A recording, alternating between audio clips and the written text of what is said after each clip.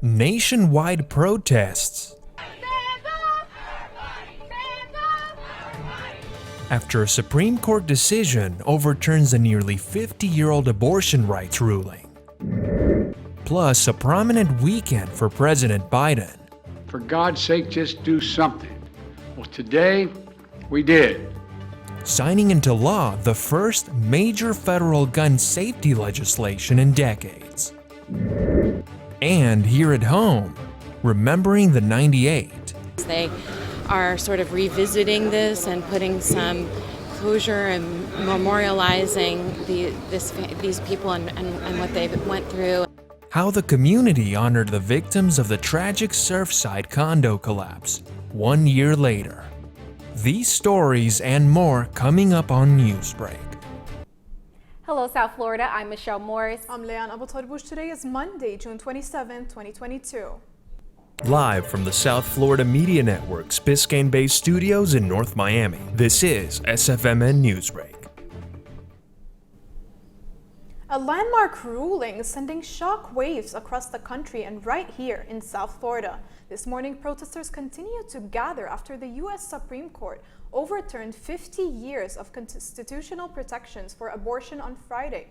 Our D.C. Bureau reporter Yvette Franco brings us the latest news from the Capitol. Rallies continue in front of the U.S. Supreme Court, mostly for those against a decision that eliminates the federal constitutional right to abortion. They say they won't stop making their voice heard. Abortion bans are illegitimate.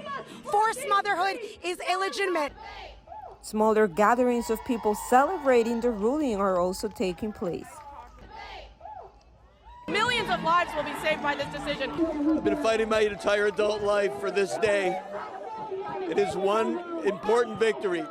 Meanwhile, President Joe Biden says he will seek to use his power to protect the women in the states that may ban abortion. Clear, women must remain free to travel safely to another state to seek care they need. My administration will defend that bedrock right. President Joe Biden also said his administration will seek to protect FDA-approved abortion medication. 13 states have triggered laws in place which allows them to quickly ban abortion. Many are wondering what comes next. Each state is going to sort these things out. In Texas, we're going to protect innocent human life in the womb. Several states are now working to protect abortion rights, including plans to accept women from other states seeking abortion care. From Washington, D.C., reporting for the South Florida Media Network, Yvette Franco. New federal gun safety legislation signed into law this morning. President Biden signed the bipartisan measure over the weekend, making it the first legislation of its kind in decades. The House gave its approval of the bill Friday with 14 Republican votes. While this bill doesn't do everything I want, it does include actions I've long called for that are going to save lives. It funds crisis intervention, including red flag laws. It keeps guns out of the hands of people who are a danger to themselves and to others. The bill changes the process to buy a firearm for people ages 18 to 21, requiring enhanced background checks. The measure also provides millions of dollars for school safety, along with mental health and crisis intervention programs. President Joe Biden and other G7 leaders meet as the ongoing war hits the Ukrainian capital. Yesterday morning, a series of Russian missiles struck a residential area of Kyiv. Officials say one person is dead and 6 are injured as they continue search and rescue operations. Biden delivered a message of unity to G7 leaders during the annual summit. Putin has been counting on from the beginning, and somehow NATO would and the G7 would splinter, but we haven't, and we're not going to. President Biden and British Prime Minister Boris Johnson formally announced the G7 countries will ban the import of Russian gold. Ukraine's capital was grieving this morning after Russian missiles struck a residential area. The attack happened yesterday. At least one person was killed and countless others were wounded. Rescue crews worked hard all day in the smothering rumble to find survivors. The incident comes after members of the G7 gathered to meet in Germany. Back here at home, the network's Samantha Gutierrez attended a commemoration of the Champlain Tower collapse in Surfside. Over 300 people paid their respects. First Lady Jill Biden represented her husband. I'm here at the collapse site 1 year later, where Surfside commemorates the lives lost and the families that hurt. Today, we gather to remember the 98 people lost. Well, I lived here for 18 years, and I lost many friends and my best friends that night, and I was there that night. So I went through that horror. It was important to me to come and be here to support my family as they are sort of revisiting this and putting some closure and memorializing these people and what they went through. And I will never stop loving you. I miss you every second in my life. Life is not the same without you, but I can promise you I will live it without fear and like it was my last day. Where is my son? After her silence, I couldn't say anything else. I was breathless, and my voice wouldn't come out. We want to honor 98. We're all 98 now. We're all family. We've been unified. Yeah, Lucia Guara. We always hanged out at each other's houses, and she really liked watching her favorite movie called Zombies. It's been a really difficult year. Lucia was so special, and she loved to sing and dance, and going through this is never anything I would expect as a mom to have to help my child navigate, but she's been really strong. Reporting from Surfside, Samantha Gutierrez for South Florida Media Network. This morning, the Petito family is seeking $30,000 in damage after Brian Laundrie's family released a handwritten confession. On Friday, the family's attorney released 8 pages revealing Laundrie's murder of Petito as an action of mercy because she was in extreme pain. On the last page, Laundrie wrote that he killed himself by the creek in hope of making Gabby's family happy. The Miami Marlins avoiding a sweep in style. We take a look at some of the highlights from the Diamond. That's still ahead, and so is the story. Bacon lovers can now wake up to the smell of bacon without having to cook it. Newsbreak will be back in 2 minutes.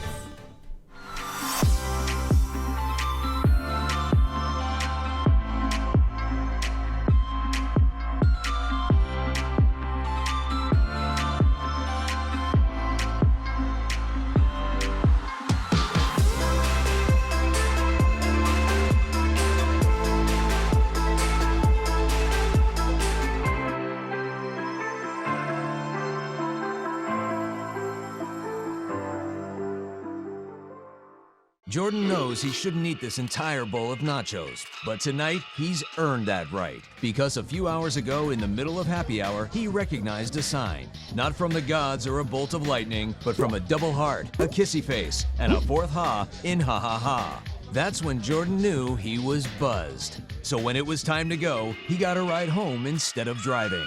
Be a legend like Jordan. Recognize your buzzed warning signs and get a ride home. Buzz driving is drunk driving. My mother was always very familiar with her neighborhood, but one day she stopped at the stop sign for much longer than usual, and she didn't know whether she should go forward or turn, and she wasn't even really sure where she was at. It was very unsettling for her. I felt so much better after my son told me, "Mom, I don't want you to worry or be afraid. I'll be there for you, and we'll figure it out." How prepared is your family if a tornado shows up at your doorstep, or a flood, or a hurricane? You can't just turn away a natural disaster. That's why it's important to go to ready.gov/plan now. It has the tools and tips you need to make an emergency plan with your family. So if disaster comes knocking, let's go. You'll be ready to help keep your family safe. It's just a pizza. Yes. Make a plan today.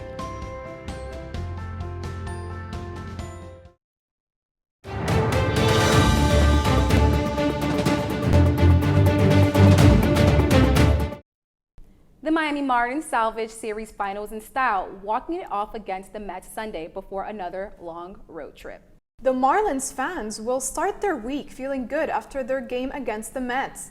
The Marlins scored a run early, but by the end of their third inning, the teams were tied 2-2. The Marlins finished the game in dramatic fashion with a walk-off homer in the bottom of the ninth to win 3-2. The Fish take on the Cardinals today at 7:45 p.m. Today, the Colorado Avalanche ice hockey team celebrates after sweeping the floor on the Tampa Bay Lightning in the Stanley Cup Finals. The AVS beat the Lightning 4-2 last night, sealing the victory with a score of 2-1 at the Amalie Arena in Tampa. This is Colorado's third Stanley Cup since their last championship victory almost 20 years ago in 2001. The Right brand has released a bacon-scented perfume called Right No. 100. This scent was released to celebrate the 100th anniversary of the Tyson-owned brand. The company claims this perfume is a gender-neutral blend of applewood, maple syrup, smoky bacon, and a secret ingredient. Right brand calls the $19 scent a way to expand the sensory experience. That's all the time we have for Newsbreak. I'm Michelle Morris. I'm Leanne Abu Tarbush. Get more news anytime at sfmn.fiu.edu.